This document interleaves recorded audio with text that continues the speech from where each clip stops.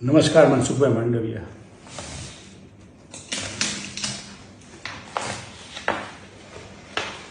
મનસુખભાઈ, આપને નહીં ધ્યાનમાં હોય પણ મારી ઓળખ આ હતી ને આ ઓળખ હેઠળ 10 વર્ષ દરમિયાન માણાવદરના વંથલીના ખેડૂતોના પ્રશ્નો હોય, બિયારણના હોય, ફર્ટિલાઇઝરના હોય, ધોવાણના હોય, પાક વીમાના હોય, ખેડૂતના પ્રશ્નનો સૌથી મોટો અમારા વિસ્તારમાં હતો અથવા ગુજરાતના 57 તાલુકામાં હતો તે ડાર્ક ઝોનનો હતો.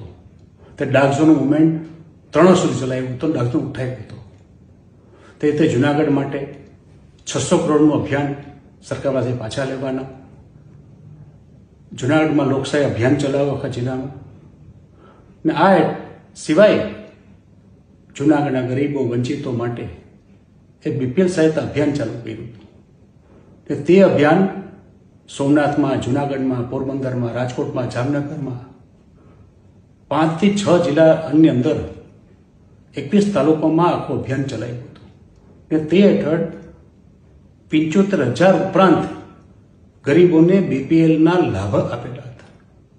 આ મારું કામ હતું, આ મારી ઓળખ હતી. તેની ઉપર ભારતીય જનતા પાર્ટીએ પોતાની ઓળખ લગાડી હતી. ને આટલી હિંમત, તાકાત કે તેવડ તમારામાં હોત તો ચૂંટણી પહેલાં કે ચૂંટણી દરમિયાન બોલવાની જરૂર હતી. આપનો આભારી. જવાહર ચાવડા.